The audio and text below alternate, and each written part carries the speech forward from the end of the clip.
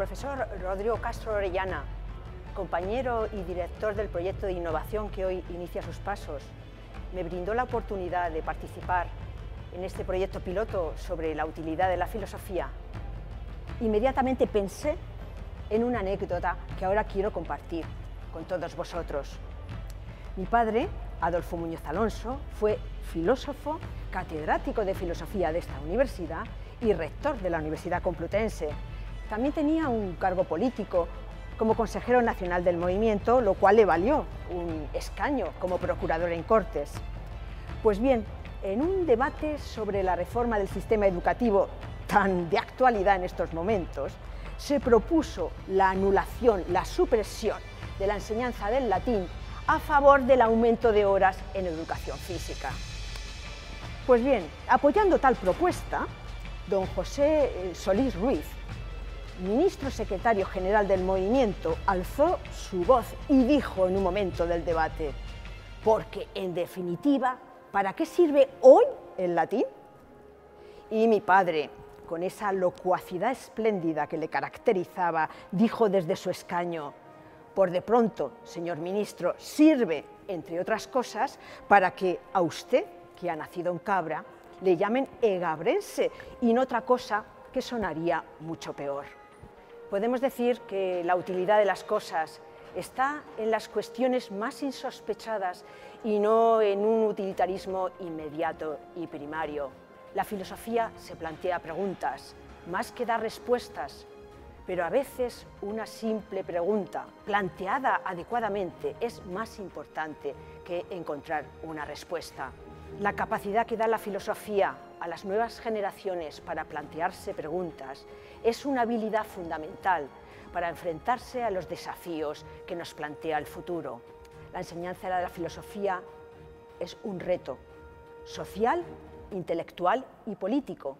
El problema del sentido y la finalidad de su propio quehacer ha acompañado a la filosofía desde siempre. ¿Por qué filosofar? ¿Para qué hacerlo? ¿Con qué propósito llevar a cabo esta apuesta por el pensamiento abstracto? ¿Por qué dicha opción por la teoría parece extraña para la mayoría de las personas? ¿Cuál es la tarea que este saber general pretende realizar? ¿Qué necesidad concreta busca solventar? Todas estas preguntas acechan a la filosofía desde el principio de su historia como reclamos que el mundo concreto formula con el propósito de asignar una función a este tipo de conocimiento e insertarlo en el conjunto de las actividades que ejecuta el ser humano. Sin embargo, la filosofía se ha resistido a dar una respuesta sencilla a estas demandas y exigencias de la realidad práctica. De hecho, ha llegado incluso a subrayar precisamente la importancia de esa brecha que separa su saber respecto a los imperativos de la vida cotidiana. Una célebre fábula o anécdota, registrada en los albores del pensamiento filosófico, ilustra este desajuste entre la contemplación especulativa del universo y la inserción útil dentro de lo cotidiano. Según Blumenberg, la primera versión de esta historia podría encontrarse en Esopo. Un astrónomo se había impuesto como norma salir de casa cada noche para observar las estrellas. Una vez, cuando merodeaba por los alrededores de la ciudad, con toda la fuerza de su espíritu concentrada en el cielo, no se dio cuenta de que había un pozo y se cayó dentro de él. Entonces gritó de dolor y pidió socorro. Alguien pasaba por allí y le oyó. Se acercó y vio lo que había sucedido y le dijo: «Así que eres uno de esos que quiere ver lo que hay en el cielo, pero hace caso omiso de lo que hay en la tierra». Hay otra versión sobre la misma historia. En este caso, el relato procede de Platón. Él lo pone en boca de su gran personaje, Sócrates. Se trata del diálogo Teeteto. Y dice así: se dice que una graciosa esclava tracia se burló de Tales, porque mientras observaba las estrellas y miraba hacia arriba, se cayó en un pozo.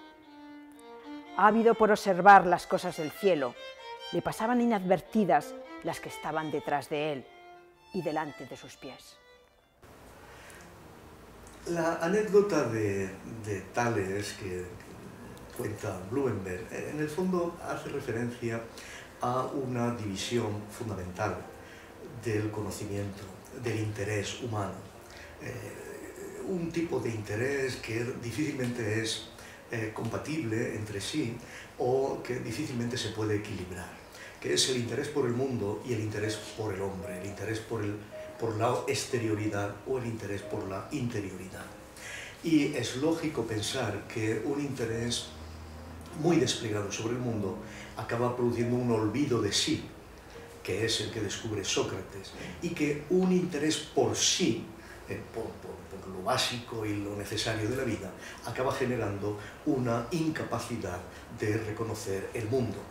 Machado tenía una anécdota muy curiosa en este sentido, en la que recordaba que no hay forma más precisa de reconocer cuál era el hombre de ciudad y cuál era el campesino, que estar con ellos un minuto en el campo.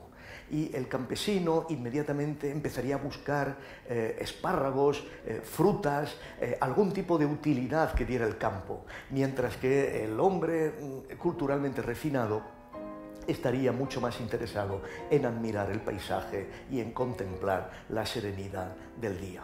Es este interés por uno mismo y este interés por el mundo implican un olvido recíproco. Si te vuelcas en el conocimiento del mundo, te olvidas de ti, pero si te olvidas de ti, indudablemente es inevitable que te olvides del mundo. La filosofía ha ido naturalmente dando bandazos entre estos dos supremos intereses del conocimiento que tienen como contrapartida fundadora el momento en que Aristófanes escribe la célebre comedia Las nubes, para justificar, en cierto modo, el giro socrático de la filosofía. Un giro socrático que venía precedido, naturalmente, por el interés fundamental por el cosmos. Aristófanes nos presenta a Sócrates en la obra, columpiándose, instalado en un dispositivo para acercarse más al cielo, ¿no? Un dispositivo para, en el momento en que se eleva el columpio, poder observar mejor los astros, ¿no?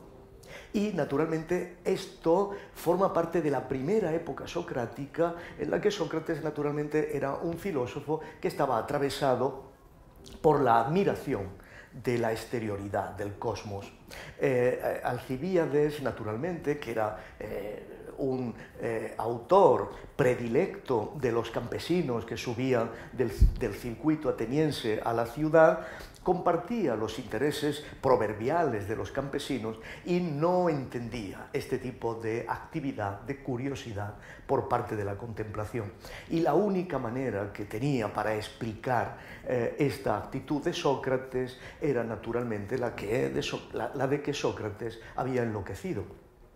Y había enloquecido, curiosamente, porque mientras estaba columpiándose y observando las estrellas, naturalmente que admirado, y esto significa a los ojos de los campesinos, de los que se reían de las comedias de Aristófanes, embobado, pasó una araña muy específica que, según la tradición cultural griega, si depositaba sus excrementos sobre la boca de alguien, lo hacía enloquecer. Esta araña maldita, este elemento distorsionante del cosmos, este animal peligroso, pasó mientras Sócrates se columpiaba y depositó su excremento en la boca. Y esto le hizo enloquecer de tal modo que se pasaba la vida mirando, observando las estrellas. La anécdota está íntimamente vinculada al giro brusco de la filosofía de Sócrates, que pasó de estar íntimamente conectada a las corrientes anteriores de conocimiento del cosmos, pasó a convertir la actividad filosófica en una reflexión sobre la interioridad humana, pasó a hacerse eco de la sentencia del oráculo de Delfos y pasó a tener como divisa fundamental de la filosofía el conócete a ti mismo, es gnosis auton, que naturalmente ha generado toda la cultura de la interioridad.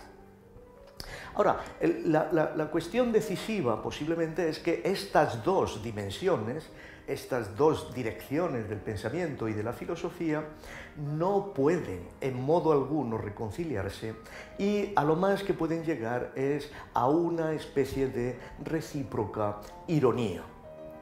Sin ninguna duda, la locura que tenía Sócrates por descubrir el cosmos acabó generando la locura política de Sócrates, acabó generando esta acusación por parte de la ciudad de que estaba poniendo en peligro la paz cívica, el reconocimiento de los dioses, y a partir de aquí lo que parecía que era una actividad curiosamente elemental, curiosamente fácil, pacífica, serena, acabó convertida en una actividad peligrosa para la ciudad y para el Estado y acabó llevando a Sócrates justamente a la muerte. La doble escena de un Sócrates enloquecido buscando las estrellas o la escena antigua de un Tales que va caminando y se cae en una zanja porque estaba mirando al sol, esto es, la escena cómica de una actividad que genera el peligro para la vida, se acaba convirtiendo precisamente en Sócrates en una escena todavía más cómica de una actividad solo preocupada por sí que acaba llevándolo a la muerte. Es muy importante la simetría de estas dos posiciones porque, en cierto modo, nos genera que hay algo que las une, aparte de la ironía que recíprocamente se prestan, es la peligrosidad intrínseca al hecho de pensar. Pensar tanto en el cosmos como pensar en la realidad de la interioridad humana es peligroso. Puede producir el peligro del que los demás acaban riéndose o acaban irritados por haber sometido a la ciudad a un cambio revolucionario en la comprensión de los dioses. Y esta doble escena, esta escena que no se puede componer en una escena superior, es sin ninguna duda lo que constituye la tensión básica entre lo que podemos llamar tiempo del cosmos y tiempo de la vida, entre lo que podemos llamar la temporalidad de la realidad y la temporalidad de la subjetividad, una dualidad que naturalmente atraviesa la filosofía de forma completa y que tiene uno de sus momentos decisivos en la nota final a la crítica de la razón práctica, en la que Kant dice que hay dos cosas, naturalmente ya se ha hecho eco de toda esta tradición, hay dos cosas que le causan tanta más admiración y respeto cuanto más piensa sobre ellas, que una es el cielo estrellado sobre mi cabeza y otra es la ley moral en mí. Esto es, hay dos cosas, la cosa que admiró a Tales y la cosa que admiró a Sócrates, y que ambas son el ejercicio de la filosofía, un ejercicio que rompe cualquier pretensión de unidad superior del ser humano, porque indudablemente va en dirección completamente contraria, una centrífuga y otra centrípeta. La estructura misma del mundo material, por lo tanto, se refleja también en el mundo de la filosofía como dos tensiones, dos fuerzas, de cuyo equilibrio surge naturalmente la filosofía. Ese equilibrio posiblemente es el que admiraba en último extremo a Platón y es en cierto modo el que explica la paulatina comprensión de su obra, de la obra platónica, desde los primeros diálogos socráticos hasta los últimos diálogos cósmicos, por decirlo así, tal y como se establece la temática en el Timeo. Platón, sin embargo, que intentó por todos los medios conectar estas dos estructuras, al final es dudoso que pudiera reconciliarlas en un sistema Y creo que los grandes filósofos siempre han detectado la dificultad para establecer sistemáticamente estas dos dimensiones. Por eso, quizá la forma última platónica de ver la dificultad de conciliar estas dos dimensiones que se encierran en la famosa fábula de la muchacha Tracia, la actitud platónica, digo, la más idónea, se registre en la anécdota final que contará Nietzsche posteriormente y que es la anécdota que narra la diferencia de la muerte de Platón y la muerte de Sócrates. La muerte de Sócrates, rodeado de sus amigos, rodeado de sus discípulos, condenado por la ciudad que él mismo debe defender, y que naturalmente encierra en último extremo una pequeña ironía, que es la de acordarse del gallo que le debía a Asclepio. Platón organiza una escena simétrica, pero en cierto modo invertida, aunque la finalidad sigue siendo la misma, sigue siendo la de impedir que se registre en un dogma, en una última enseñanza, en una doctrina áurea, su pensamiento. Es una voluntad de no definición del pensamiento, una voluntad de apertura que está íntimamente relacionada con la contradicción interna de estas dos direcciones del pensar que hemos dicho.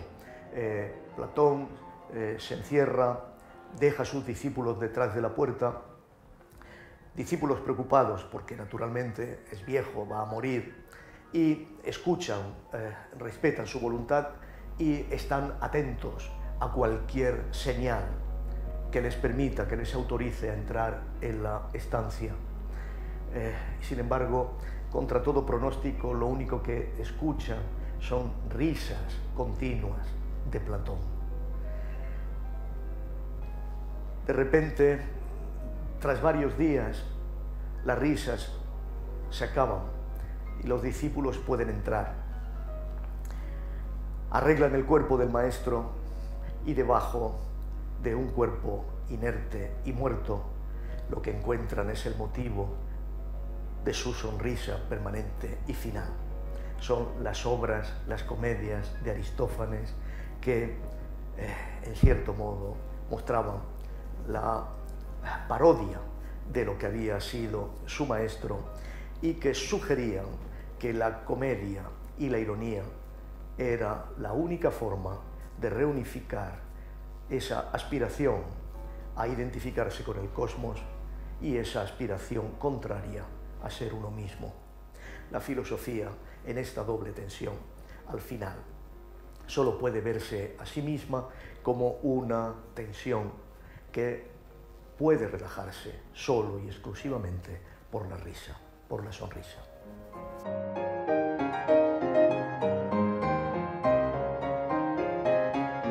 Cuando la anécdota de Tales la atribuimos a Sócrates, creo que es una anécdota muy interesante para pensar la relación entre filosofía y ciudad. Por un lado, es una relación ambivalente. Por un lado, la filosofía necesita de la ciudad. Lo que nos enseña Sócrates es que este giro hacia el hombre es en realidad un giro hacia la ciudad, un giro hacia la res pública. El propio método mayéutico de Sócrates necesita de la ciudad, necesita del otro, necesita de la colectividad. Nuestro mundo, el mundo liberal, es muy distinto. Podemos pensar en hombres alejados de la ciudad, podemos pensar en una especie de Jeremías Johnson. Pero por otro lado, la anécdota de Tales, en la versión socrática, lo que pone de relieve es que también la filosofía es peligrosa para la ciudad. La tragedia de Sócrates nos cuenta en realidad esto. La filosofía cuestiona los fundamentos de la ciudad, las costumbres, las instituciones, la religión, todo aquello que sirve para vincular a los ciudadanos. Por eso la ciudad reacciona contra el filósofo, contra la filosofía, de dos maneras. Puede reaccionar aplicando las instituciones, aplicando la pena, el castigo, como sucedió con Sócrates, o puede reaccionar también con la burla, con la mofa, con la anécdota de la muchacha Tracia o con las comedias de Aristófanes. En realidad, la tragedia de Sócrates, al final, lo que supone es que va a tener, a mi juicio, una relevancia fundamental para toda la historia de la filosofía, para el devenir futuro de la filosofía. Porque después de la tragedia de Sócrates, la filosofía también va a tener una posición ambivalente frente a la ciudad, en el sentido de que en unas ocasiones se va a ocultar y en otras se va a exhibir máximamente, pero siempre después de la tragedia de Sócrates existe la amenaza de que se convierta en un saber absoluto, de que podamos apreciar un cierto absolutismo en la filosofía. Por un lado, la filosofía trata de ocultarse, de convertirse en un saber técnico, en un saber para especialistas. Esto tiene que ver con Platón, con la creación de la academia, con el hecho de que la filosofía se convierta en un arte de escribir, como diría Leo Strauss, esotérico, un arte de escribir que no se puede hacer público, si se hace público es peligroso. Pero por otro lado, la filosofía se exhibe al máximo cuando se ofrece como el saber adecuado para solucionar los problemas de la ciudad. Esto tiene que ver con la doctrina, con la teoría del rey filósofo, con la teoría de que el filósofo es realmente quien sabe cuáles son los problemas de la ciudad y consigue que con este saber los solucionemos.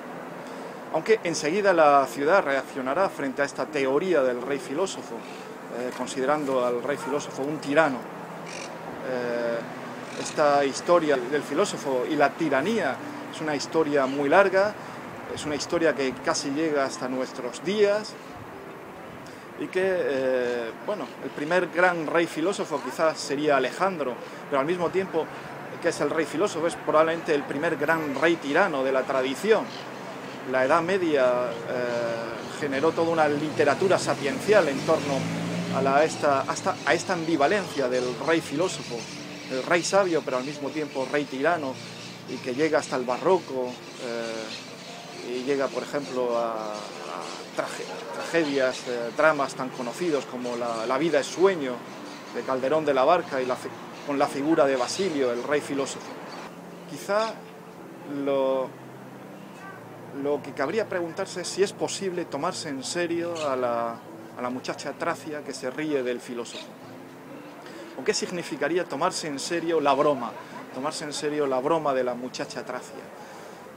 Yo creo que algunos filósofos se han tomado en serio la broma de la muchacha Tracia. Por ejemplo, alguna parte de la obra de Cicerón es una respuesta a la mofa de la muchacha Tracia o de Aristófanes, en el sentido de que hay algunos filósofos que se han dado cuenta de que a veces la búsqueda de la verdad de la filosofía es incompatible con las necesidades de la ciudad, y de que en relación con la ciudad debemos rebajar nuestras aspiraciones de verdad y debemos conformarnos con lo verosímil, con lo que es parecido a la verdad, pero que no es la verdad. Y todo esto tiene que ver con otro de las obsesiones de Blumenberg, el que nos ha ofrecido en La muchacha Tracia el gran relato de esta secular anécdota. Tiene que ver con la diferencia entre el tiempo de la vida y el tiempo del mundo. El tiempo de la ciudad es el tiempo de la vida, es un tiempo limitado, es un tiempo en el que no podemos suspender nuestro juicio, tenemos que adoptar decisiones rápidas, y en ocasiones tenemos que conformarnos con lo verosímil, con lo que se parece a la verdad. No se trata de renunciar a la verdad, pero no podemos suspender el juicio hasta encontrar esta verdad. Esto supone revalorizar una tradición, que es la tradición de la retórica, que durante mucho tiempo ha estado asociada con los enemigos de los filósofos, que son los sofistas. Bueno, tomarse en serio a la muchacha Tracia quizás signifique también tomarse en serio a los enemigos de los filósofos, a los sofistas.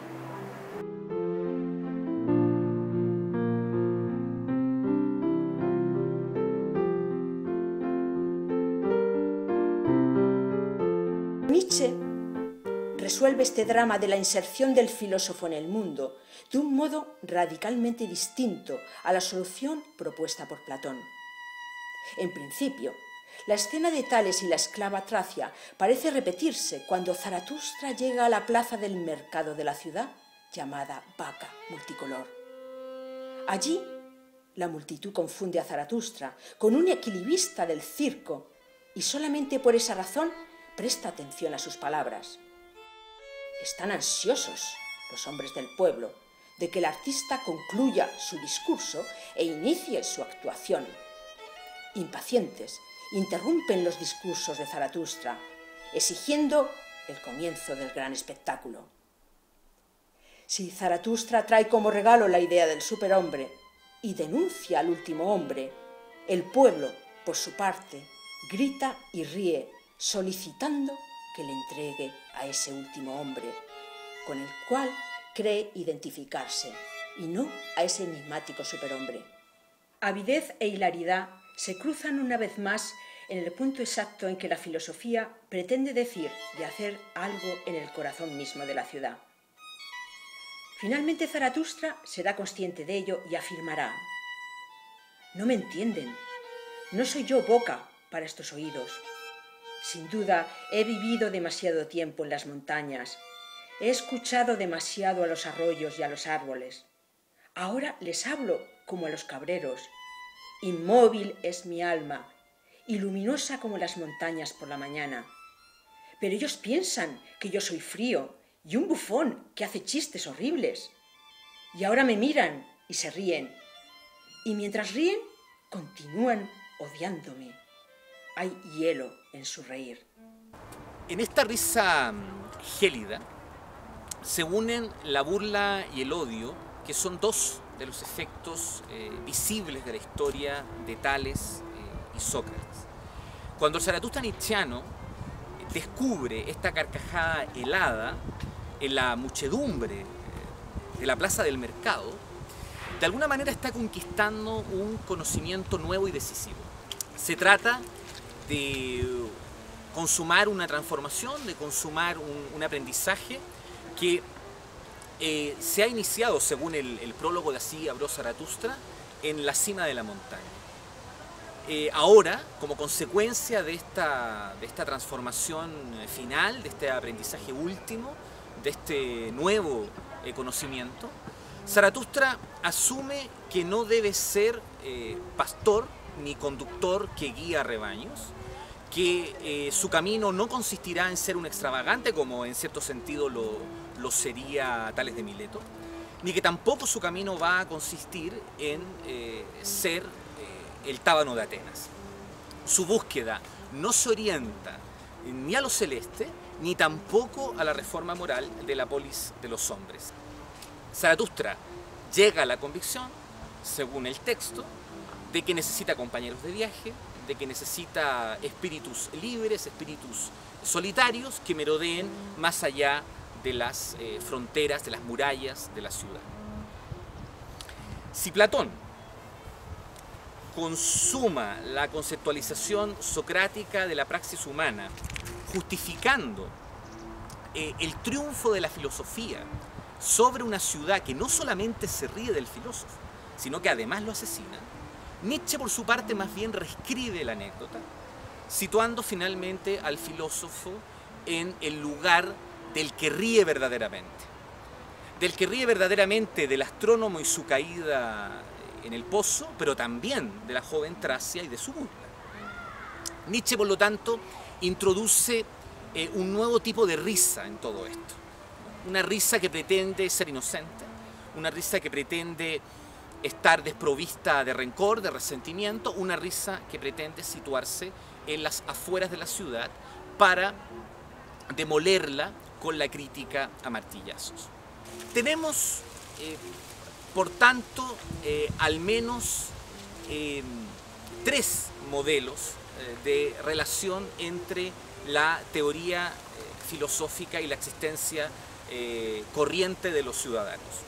El primer modelo sería el desajuste radical del filósofo que está seducido por la reflexión teórica y que aparentemente no tiene nada que decir ni hacer dentro del mundo cotidiano.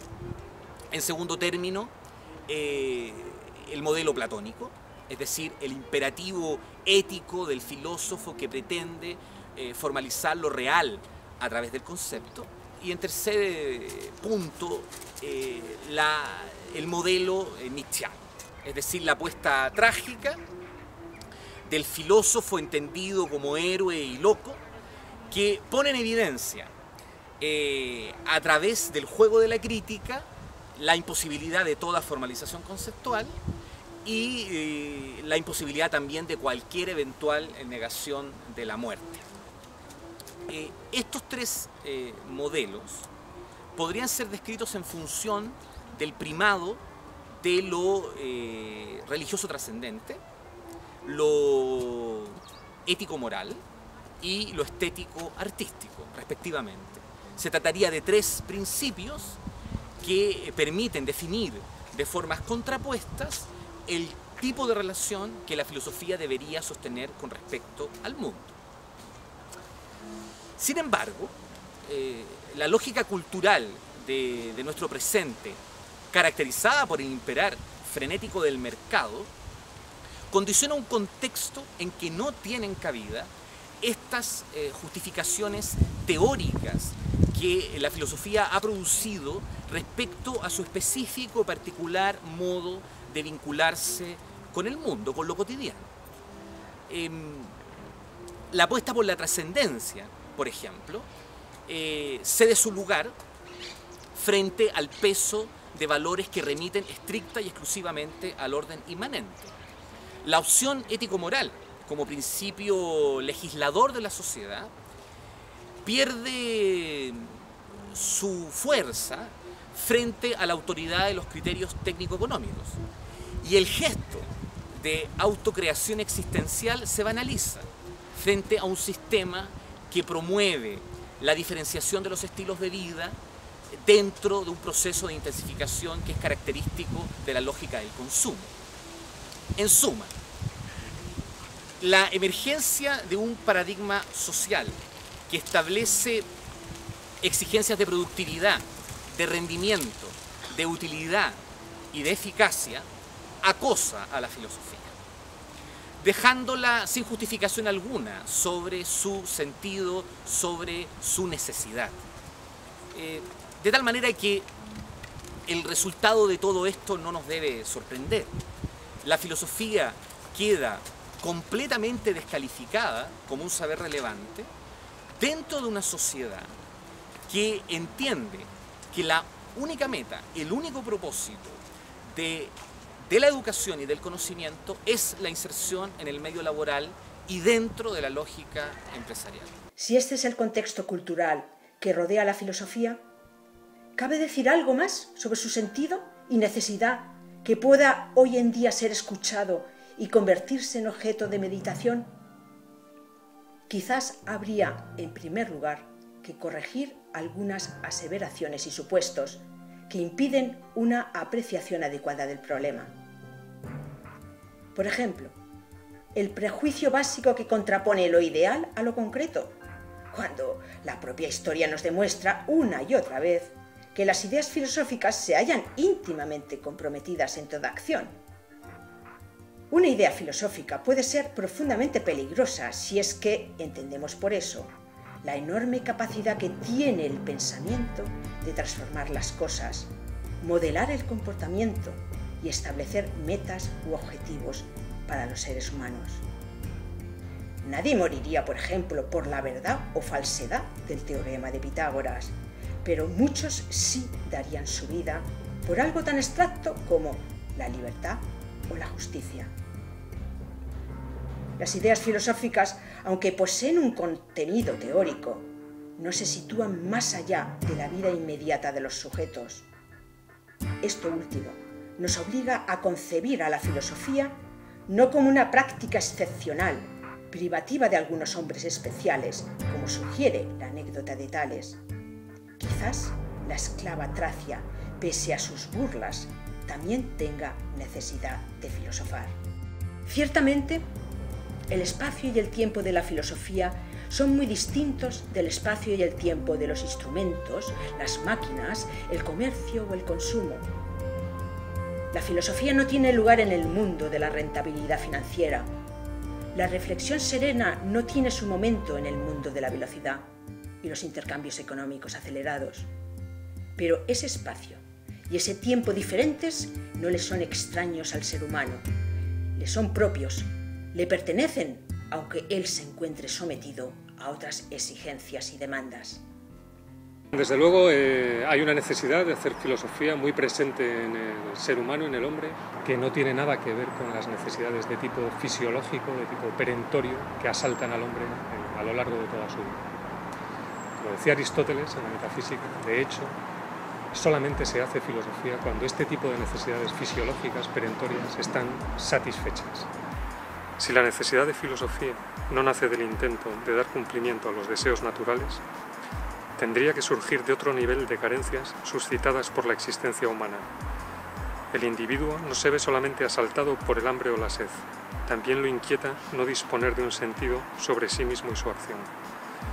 A diferencia del animal, que circunscribe su comportamiento a la fuerza del instinto, el ser humano experimenta su propia vida como algo abierto e indeterminado.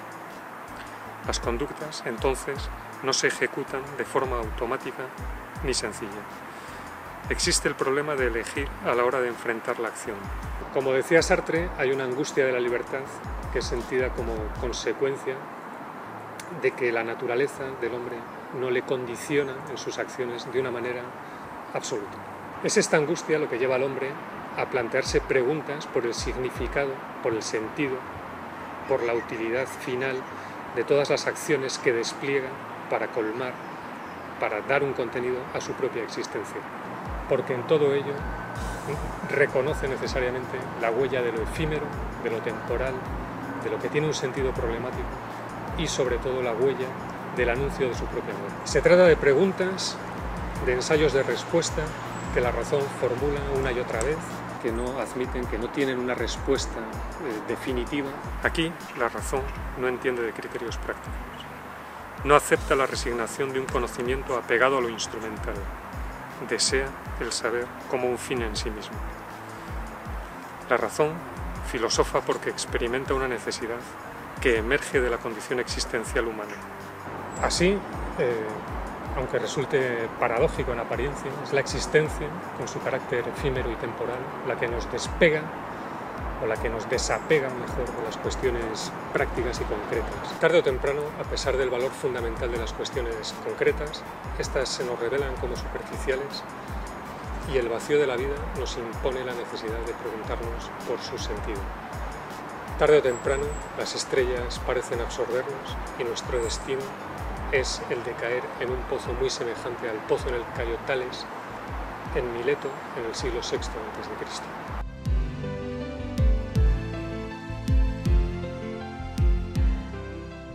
Pero, ¿quiere decir esto que la filosofía solamente puede justificarse como un rasgo existencial del individuo que consiste en tener una inquietud sobre el sentido de su propia vida?